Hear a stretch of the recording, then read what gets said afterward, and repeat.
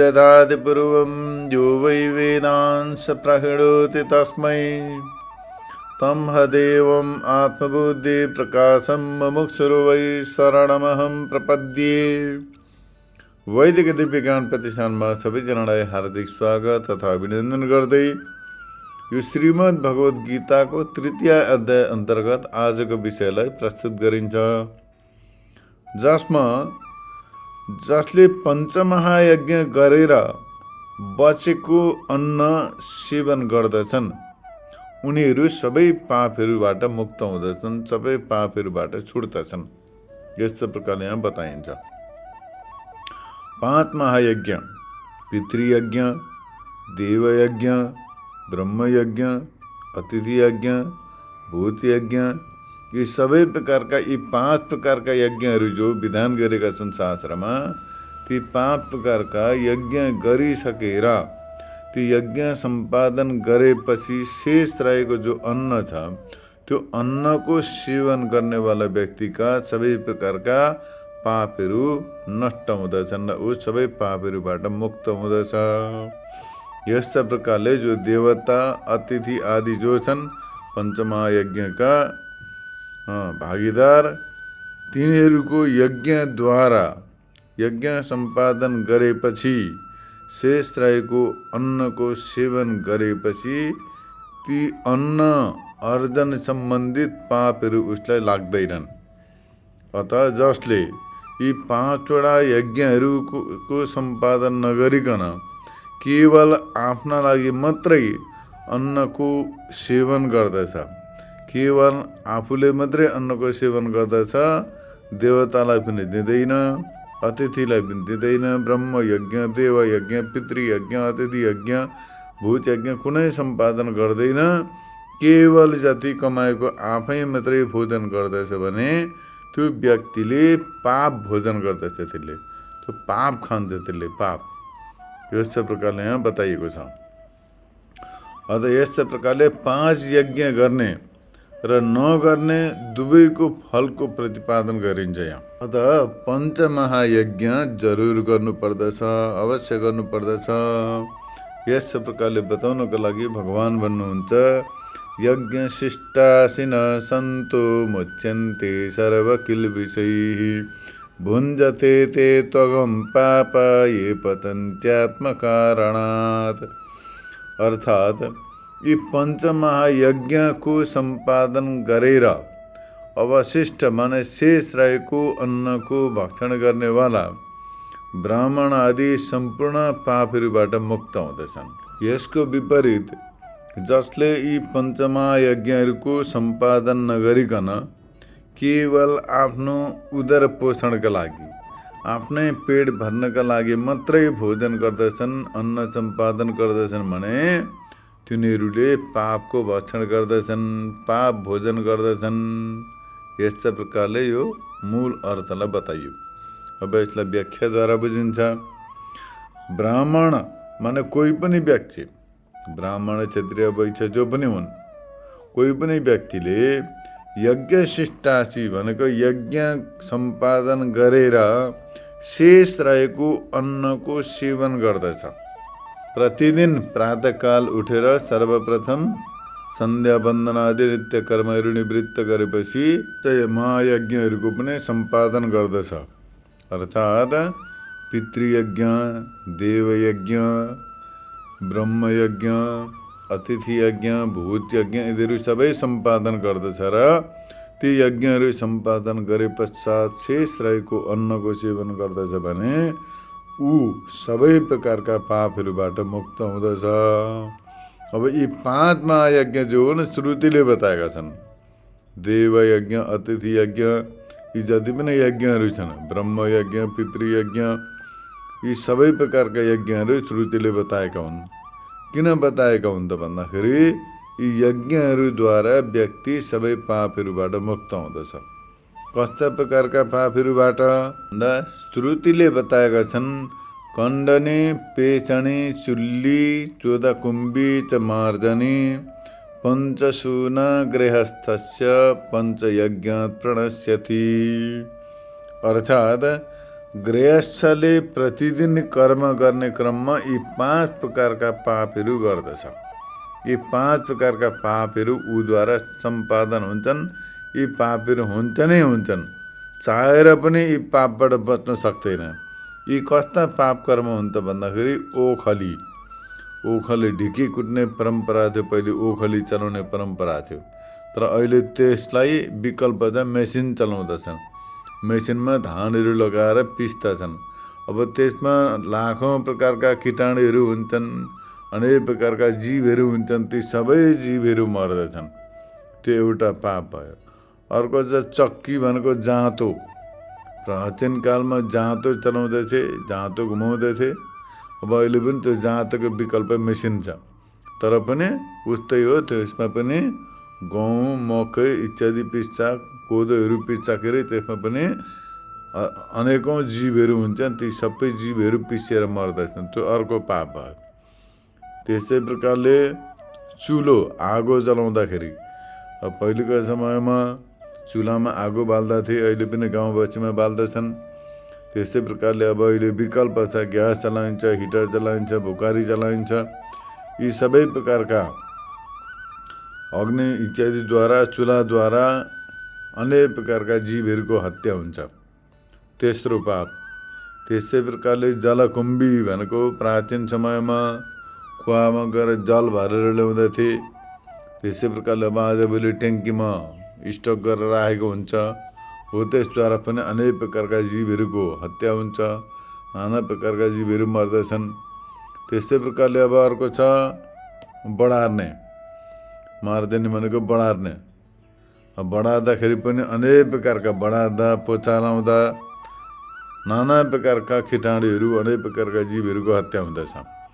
अब यस्ता प्रकारका सबै पापहरू त प्रतिदिन गर्नुपर्दछ। मनुष्यले नचाहेर पनि यी हुन्छन्। मनमा पाप गरौँ भन्ने सोच विचार हुँदैन, तर गर्दै भन्दै लाँदा यी पापहरू सबै अनिवार्य रूपले हुने गर्दछन्। त्यस्तै प्रकारले अब वाहन चलाइन्छ। त्यसै गरी अब अन्य कई प्रकारका कर्महरू गरिन्छ, तिनीहरूद्वारा पनि जो पाप लाग्दछ। अब त्यो अन्न उत्पादन गर्दाखेरि पनि अब पहिला बियाड राख्नुदेखि लिएर, बिउ राख्नुदेखि लिएर, जोत्नु, खन्नु, कुट्नु, पिट्नु इत्यादि सबै नाना प्रकारका हुन्छन्। ती सबै पापहरू लाग्दैछन्। यी सबै प्रकारका पापहरूबाट छुटकारा पाउने चाहिँ उपाय के छ त भन्दा यी पञ्चमहायज्ञ। यी पञ्चमहायज्ञ सम्पादन गरेपछि यी सबै प्रकारका पापहरूबाट मुक्त हुन्छ। र यी पापहरू पनि प्रतिदिन गरिन्छ भनेदेखि यज्ञ पनि प्रतिदिन गर्नुपर्दछ। प्रतिदिन यज्ञ सम्पादन गरेर तत्पश्चात शेष रहेको अन्न सेवन गरियो, भोजन गरियो भने ती पापहरूबाट मुक्त हुन्छ। तर ती यज्ञहरू सम्पादन नगरिकन केवल आफ्ना लागि मात्रै यी अन्नहरूको सेवन गरियो, आफ्ना लागि मात्रै ती अन्नको उपयोग गरियो भनेदेखि ती सबै प्रकारका पापहरू पनि आफ्ना दिमागमा पर्दछन्, पेटमा पर्दछन्। त्यस कारणले गर्दा यहाँ बताउनु भुञ्जते ते तगम पाप भनेर भगवान्ले बताउनुहुन्छ। ती पाप भोजन गरिन्छ। यस्ता प्रकारले भगवान्ले बताउनुहुन्छ। अत गृहस्थका यी 5 प्रकारका पापहरूलाई नष्ट गर्नका लागि उसले यी 5 महायज्ञहरू सम्पादन गर्नुपर्दछ। र स्मृतिमा बताएका यी पञ्चमहायज्ञलाई सम्पादन गरे पछि अवशिष्ट शेष अन्न सेवन गरियो भनेदेखि ती सबै प्रकारका पापहरूबाट छुटकारा पाइन्छ। तर यदि यज्ञ सम्पादन नगरिकन केवल आफ्ना लागि मात्रै, उदरपूर्तिका लागि मात्रै अन्नको सेवन गरियो भने पापै सेवन गरिन्छ, पापै भोजन गरिन्छ। त्यसकारण आफूले प्रतिदिन भोजन गर्नुभन्दा पहिला पञ्चमहायज्ञको सम्पादन गर्नुपर्दछ। त्यसका लागि देवता र वैश्यदेवका लागि पनि अन्न तयार गर्नुपर्दछ र देवता, पितृ र अतिथि यी सबैलाई यथायोग्य अर्पण गर्नका साथै 5 प्राणीहरूलाई गोग्रास, काकबली भनेको कागलाई, गोग्रास भनेको गाईलाई, श्वानबली भनेको कुकुरलाई, पिप्पलिकादि बलि भनेको कमिला इत्यादिलाई पनि यथाशक्ति वितरण गरेर शेष रहेको अन्न आफूले सेवन गर्नुपर्दछ। तर यी कसैलाई पनि नदिकन, अर्थात् देवयज्ञ, पितृयज्ञ, ऋषियज्ञ, भूतयज्ञ र बलि वैश्यदेव, यी सबै प्रकारका क्रियाकलापहरू सम्पादन गरे पश्चात शेष रहेको अन्न सेवन गरियो भने उपरोक्त सबै प्रकारका पापहरू नष्ट हुँदछन्। तर यिनीहरू सबै यज्ञहरूमध्ये कुनै पनि यज्ञ सम्पादन नगरिकन केवल आफ्ना लागि मात्रै अन्न सम्पादन गरेर त्यो अन्नको सेवन गरियो भने पापको भोजन गरिन्छ र अन्तःकरण अशुद्ध हुन्छ, मति बिग्रिन्छ, बुद्धि बिग्रिन्छ। त्यसको परिणाम अन्त्यमा गएर आफ्नो दुर्गति हुन्छ। अत मनुष्यले प्रतिदिन प्रातःकाल उठेर सन्ध्या वन्दनादि सम्पादन गरे पश्चात यी पञ्चमहायज्ञहरूको सम्पादन गर्नुपर्दछ। यस्तै प्रकारले शास्त्रमा बताइएको छ। यो नगर्दाखेरि महान पापको भागी हुन्छ। त्यो पापको परिणाम अन्तःकरण पनि अशुद्ध हुन्छ, जीवनमा अन्ततगत आफ्नो अधोगति हुन्छ, पतन हुन्छ। यस्तो प्रकारले शास्त्रमा बताइएको छ। अत त्यो शास्त्र दृष्टिले पनि देवता दृष्टिले पनि सबै प्रकारले स्वार्थी व्यक्तिलाई पापी मानिन्छ। तिनीहरू पापिष्टतम हुन्छन्, माने अत्यन्त पापी, यो अर्थ हो। जस्तो प्रकारले श्रुतिले बताएका छन्, यज्ञ सम्पादन नगर्ने व्यक्तिले व्यर्थैमा भोजन गर्दछ। जसमा मोघमन्नं विन्दते अप्रसेताः केवलागो भवति केवलादि एका क्रिया व्यर्थकारी बभुव। अर्थात् जो केवल आफै मात्रै खाँदछ, कसैलाई वितरण गर्दैन, देवतालाई पनि अर्पण गर्दैन, उपरोक्त कुनै यज्ञ सम्पादन गर्दैन, तथा एक्लै भोजन गर्दछ भने यस्ता प्रकारको व्यक्तिलाई अत्यन्त पापिष्टतम मानिन्छ। त्यस कारणले गर्दाखेरि यस्तो प्रकारको पापिष्टम व्यक्तिको दुर्गति हुन्छ। र यस्तो प्रकारको दुर्गतिबाट बच्नका लागि मनुष्यले यी यज्ञहरूको सम्पादन गर्नुपर्दछ र शेष रहेको अन्न सेवन गर्नुपर्दछ। श्रोत्रिय मुमुक्षुद्वारा गरिएको कर्म अन्तःकरणको शुद्धिद्वारा आफ्नो मोक्षको हेतु हुन्छ। यस्तै प्रकारले जो श्रुति स्मृति शास्त्रले बताएका छन्, यी कर्महरूको सम्पादन गरेपछि अन्तःकरण शुद्ध हुन्छ। अन्तःकरण शुद्ध भएपछि तत्त्वज्ञान हुन्छ र मोक्षको हेतु हुन्छ। र वृष्टि आदिद्वारा पारमार्थिक दृष्टिमा मोक्ष प्राप्त हुन्छ। लौकिक दृष्टिमा पनि वृष्टि आदिद्वारा माने पानी इत्यादि पर्दछ र जगतको स्थिति हुन्छ, जगतमा प्रगति हुन्छ। यस कारण दुवै प्रकारले कर्म गर्नुपर्दछ। यी शास्त्रीय कर्मलाई परित्याग गर्नु हुँदैन। यस्ता प्रकारले भगवानले बताउनु भयो। यो श्लोक बताइयो। अब अर्को श्लोकमा बताइन्छ, सबै पापहरूबाट छुट्दछन्। यस्ता वाक्यद्वारा र पुरुषले नैष्कर्म सिद्धिलाई प्राप्त गर्दछ, नैष्कर्म स्थितिलाई प्राप्त गर्दछ। यी वाक्यबाट पनि कर्म मोक्षको हेतु हो, यस्तो प्रतिपादन गरियो। अब जगतको स्थितिको हेतु पनि कर्म हो, यस्तो प्रकारले निरूपण गरिन्छ। दुई प्रकारले कर्मको सिद्धान्त यहाँ बताइएको छ। एउटा परमार्थ सिद्धिका लागि, अर्को लोक स्थितिका लागि। परमार्थ सिद्धिका लागि यहाँ बताइयो कि कर्म गरेपछि अन्तःकरण शुद्ध हुन्छ। अन्तःकरण शुद्ध भएपछि तत्त्वज्ञानको अधिकारी हुन्छ र तत्त्व वेदान्तको श्रवण मनन निध्यासन गरेर तत्त्वज्ञान प्राप्त गरेपछि मोक्ष रूपी परम पुरुषार्थलाई प्राप्त गर्न सकिन्छ। यो परमार्थ सिद्धिका लागि कर्मको विधान हो। परम्पराया मोक्षको हेतु हो यो। यसै प्रकारले अब लौकिक स्थितिका लागि पनि लोक स्थितिका लागि पनि मनुष्यले कर्म गर्नुपर्दछ। यो बताउनका लागि यहाँ भगवानले बताउनुहुन्छ, अन्नात् भवन्ति भूतानि पर्जन्यादन्न सम्भवः यज्ञात् भवति पर्जन्यो यज्ञ कर्म समुद्भवः।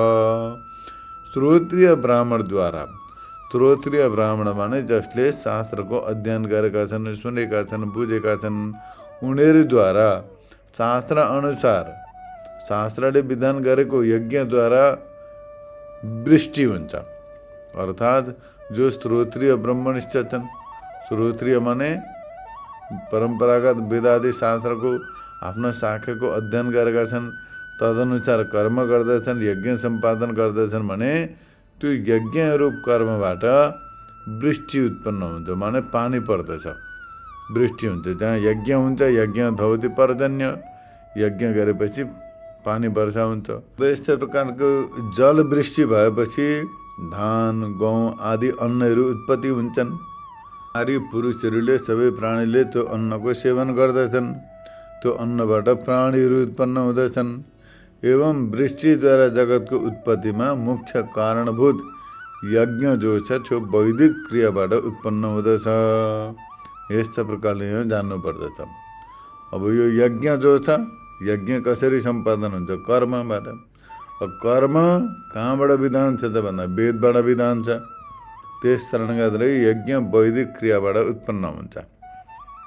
वैदिक क्रियाबाट यज्ञ सम्पादन हुन्छ। यज्ञ गरेपछि जलवृष्टि हुन्छ।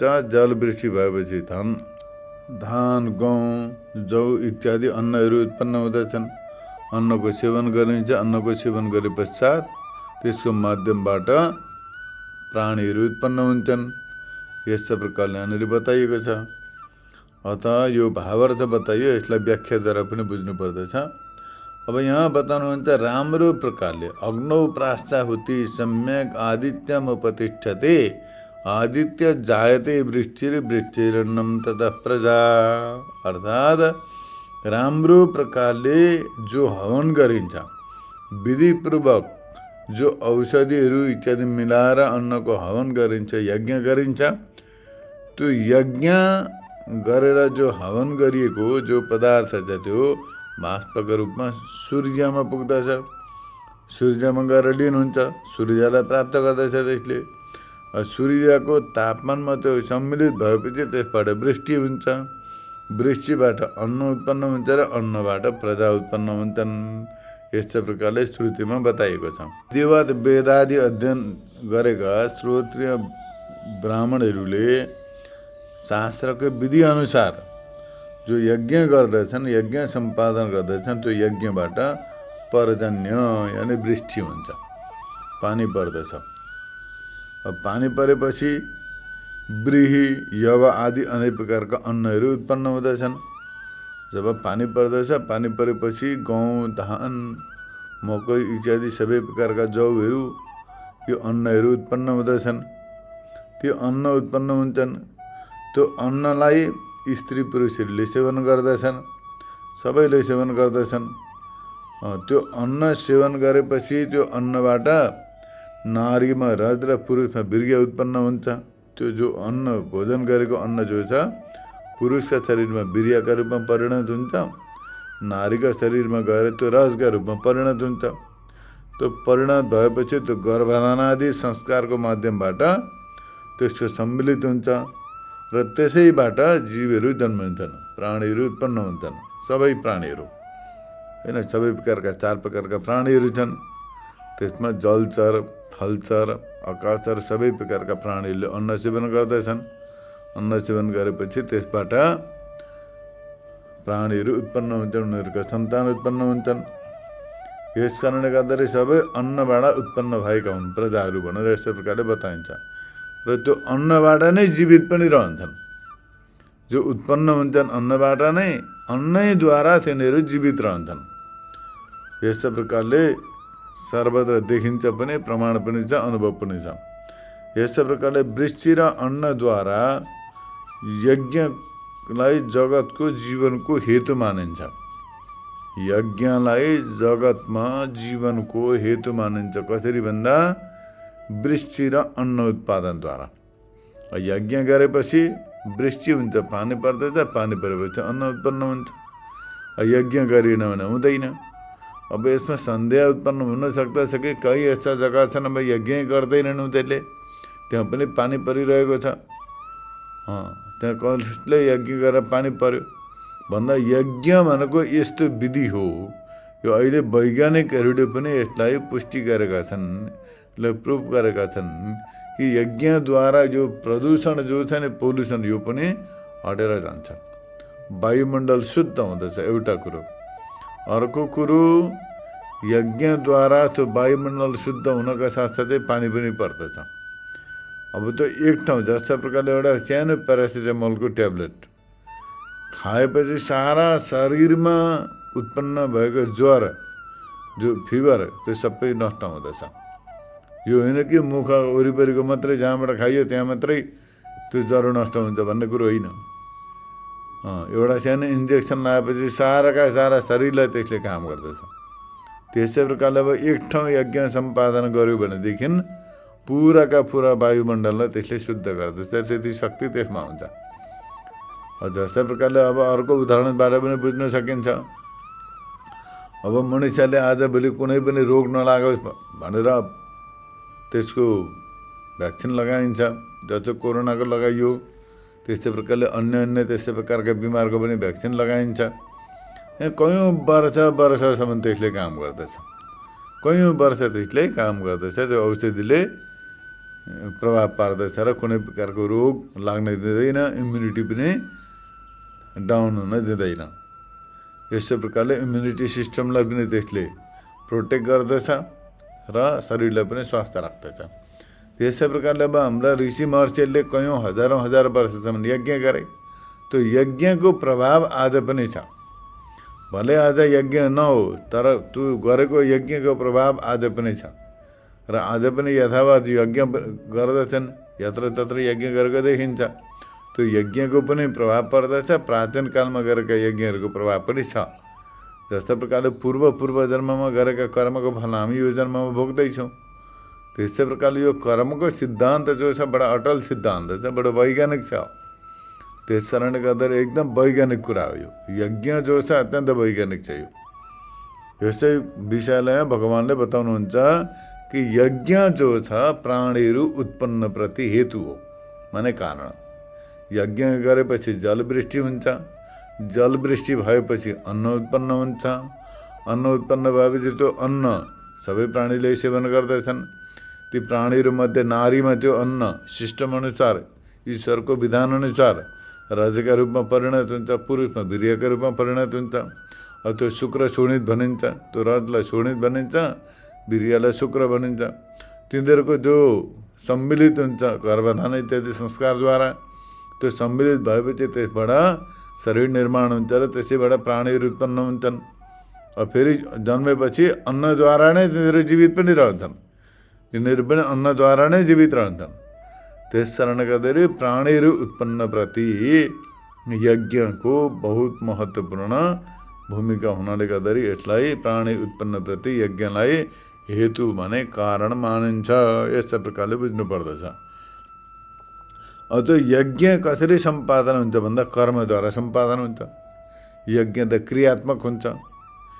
यज्ञ जो छ क्रियात्मक हुन्छ। त्यस कारणले गर्दाखेरि त्यो क्रियाद्वारा सम्पन्न हुन्छ।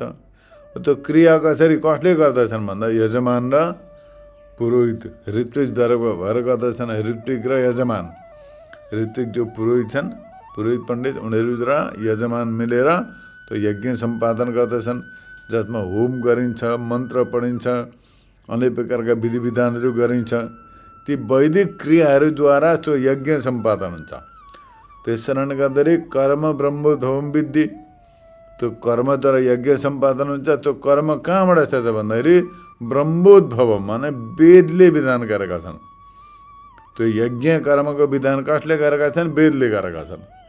त्यस कारणले गर्दाखेरि त्यो सम्यक राम्रो प्रकारले कर्म समुद्भव हो भनेर यस्तो प्रकारले बताएको छ। माने यज्ञको विधान गरेको छ वेदमा। त वेदलाई ब्रह्म शब्दले बताएको छ। यहाँ प्रयुक्त ब्रह्म शब्दको अर्थ हो वेद। वेदले कर्मको विधान गरेका छन्। कर्मबाट यज्ञ सम्पादन हुन्छ। यज्ञ गरेपछि जल उत्पन्न हुन्छ, जलवृष्टि हुन्छ। जलवृष्टि भएपछि अन्न उत्पन्न हुन्छ। अन्नको सेवन गरेपछि शुक्र शोणितमा परिणत भएको अन्नद्वारा प्रजा उत्पन्न हुन्छन् र त्यही अन्नद्वारा उनीहरू जीवित पनि रहन्छन्। यस्तो प्रकारको यज्ञको विज्ञान छ। यहाँनिर वैज्ञानिक तरिकाले यज्ञको यहाँ विवेचना गरेको छ। यस प्रकार यहाँनिर यो श्लोकको अर्थ बताएपछि अब अर्को श्लोकको पनि यहाँनिर बताइन्छ। अब यहाँ बताउनुहुन्छ भगवानले कर्म ब्रह्मोद्भवं विद्धि ब्रह्माक्षर समुद्भवं तस्मात् सर्वगतं ब्रह्म नित्यं यज्ञे प्रतिष्ठितम्।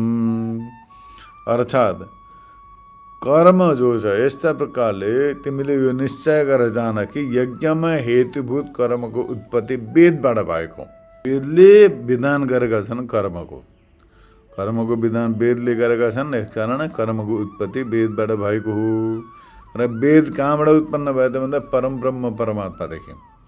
वेद कसै व्यक्तिद्वारा रचेको ग्रन्थ होइन र वेद परमात्मादेखि उत्पन्न भएका हुन्। ब्रह्माक्षर समुद्भवम भनेर यस्तो प्रकारले बताएको छ। कर्म ब्रह्मोद्भवम विद्धि, कर्म ब्रह्मोद्भवम माने वेदबाट उत्पन्न भएका हुन्। वेदले विधान गरेका हुन् कर्म। र त्यो ब्रह्म माने वेद कहाँबाट उत्पन्न भयो त भन्दा अक्षर समुद्भवम भनेको परम ब्रह्म परमात्माबाट उत्पन्न भएका हुन्। वेदको उत्पत्ति परम ब्रह्म परमात्माबाट भएको हो। यस्तो प्रकारले जान्नु पर्दछ। यसकारण सबै वस्तुहरूमा प्रकाशत्व रूपले अवस्थित वेद अश्वमेध हन्तक सम्पूर्ण कर्ममा इच्छित छ। अर्थात् ती सबै कर्महरूको वेदले नै कर्तव्य रूपले विधान गर्दछन्। सबै प्रकारका यज्ञहरू जो छन्, सबै प्रकारका कर्महरू जो छन्, ती कर्महरूको विधान वेदले गरेका छन्।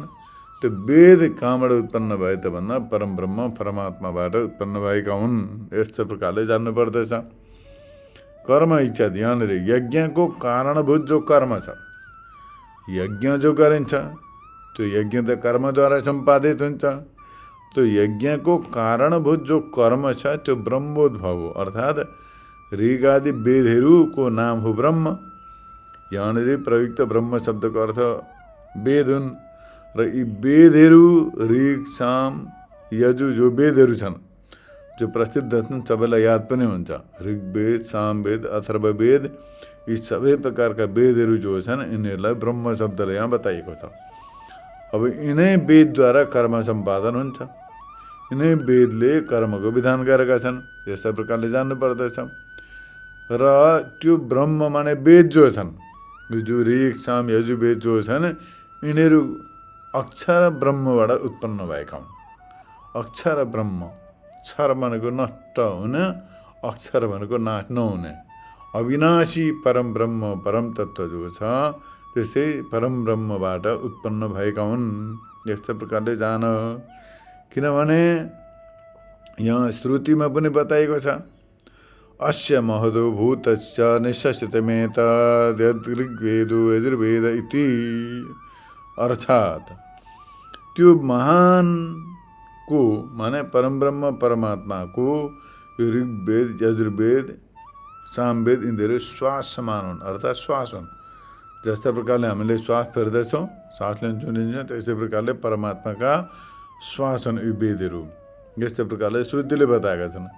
यसकारण सबै जगतका कारणभूत अक्षर परम ब्रह्म परमात्माका निश्वास रूपले स्वयं नै आविर्भूत भएका हुन्। अर्थात् सबै जगतका कारणभूत अक्षर परमात्माको निश्वास रूपले स्वयं उत्पन्न भएका हुन् उनीहरू। यस्तो प्रकारले जान्नुपर्छ। त्यसकारण ब्रह्म अर्थात् वेदलाई ऋग साम यजु इत्यादि जो वेदका मन्त्रहरू छन्, वेदहरू छन्, यिनीहरूलाई अपौरुषेय जानिन्छ।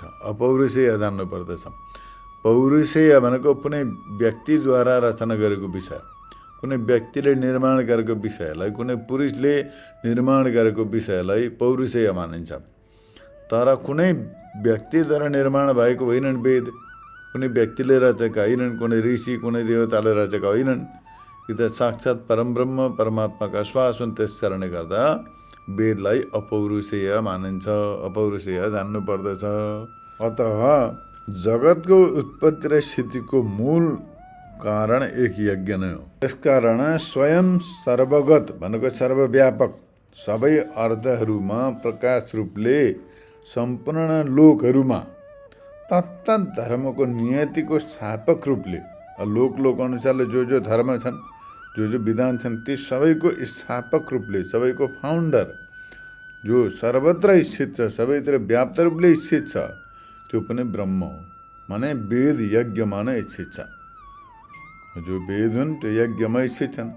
ब्राह्मण आदिहरूद्वारा अनुष्ठान गर्न योग्य उपासनादेखि लिएर माने उपासना प्रकरणदेखि लिएर अश्वमेध यज्ञ पर्यन्त, अब साना साना यज्ञदेखि लिएर बृहत बृहत यज्ञहरू छन्, ती सबै प्रकारका यज्ञ उपासना जति पनि विधानहरू छन्, ती सबै विधानहरू वेदद्वारा नै प्रकाशित छन्, वेदमा नै विहित छन्।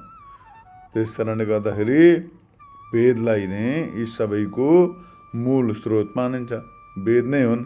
वेदका मूल त परमब्रह्म परमात्मा हुन् साक्षात्। त्यस कारणले गर्दा यो सनातन पद्धति जो छ, सनातन क्रम, यो परमब्रह्म परमात्मा सनातन स्वरूपद्वारा प्रवर्तित भएको हुनाले गर्दाखेरि यसलाई सनातन पद्धति, सनातन धर्म मानिन्छ।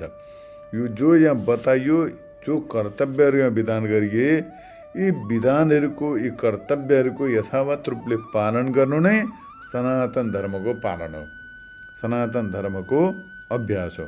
यस्तो प्रकारले जान्नुपर्दछ। ब्राह्मण आदिहरूद्वारा अनुष्ठान गर्न योग्य अर्थात् ब्राह्मण, क्षत्रिय, वैश्य जो अधिकारी छन् उनीहरूद्वारा सम्पादन गर्न योग्य यज्ञ उपासना इत्यादिदेखि लिएर अश्वमेध आदि गरेका बृहत यज्ञहरू, जो ठुल्ठुला यज्ञहरू जो छन्, उनीहरू सबै यसैमा प्रतिष्ठित छन्, नियमले स्थित छन्। वर्ण र आश्रम पालन गर्नेहरूको लागि कर्मको विधान पनि वेदले नै गरेका छन्। वेदले नै गरेका हुन् सबै विधानहरू। त्यसले गर्दा सबै प्रकारका विधान, उपासना, कर्तव्य यी सबै वेदले गरेका हुन्। वर्ण आश्रम इत्यादिको व्यवस्था पनि वेदले गरेका हुन्। यस्तो प्रकारले यहाँनिर भगवानले बताउनु भयो।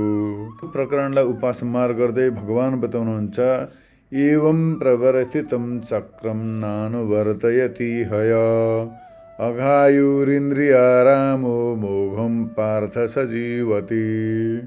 अर्थात् विषय भोग लम्पट पापी जीवन यापन गर्ने विषय भोगी नास्तिक व्यक्तिले ईश्वरद्वारा प्रवर्तित धर्म चक्रको पालन गर्दैनन्, यसको उल्लङ्घन गर्दछन्, उनीहरूको जीवन व्यर्थ हुन्छ।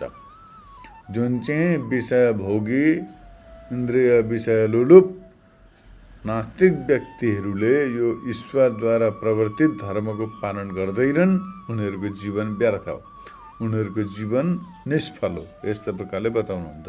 यसलाई व्याख्याद्वारा स्पष्ट रूपले बुझिन्छ। ईश्वरले, परमात्माले श्रुतिद्वारा यज्ञहरूको सृष्टि गरे, वेदद्वारा श्रुतिद्वारा यज्ञको विधान गरे, यज्ञद्वारा वृक्षि र अन्नको उत्पत्ति गरेर भूतहरूको सृष्टि गरे तथा उनीहरूको स्थितिको निर्वाह गर्नका लागि स्वयं नै उक्त चक्रलाई चलाए, यो सिस्टमलाई चलाए, यसलाई लागू गरे, इम्प्लिमेन्ट गरे। सर्वप्रथम ईश्वरले वेदद्वारा श्रुतिद्वारा यज्ञको विधान गरे। वो यज्ञद्वारा वृष्टि गरा, जल वर्षा गरा यज्ञद्वारा। तो यज्ञद्वारा जल वृष्टि भएपछि अन्नको उत्पत्ति गरे। तो अन्नको उत्पत्ति भएपछि सृष्टि चल्यो, सृष्टिक्रम अगाडि बढ्यो तथा त्यसको स्थिति पनि भयो। अन्नको उत्पत्ति भएपछि सृष्टि पनि भयो, स्थिति पनि भयो। बिना अन्न त कोही जीवित रहन सक्दैनन्, उत्पन्न पनि हुन सक्दैनन्।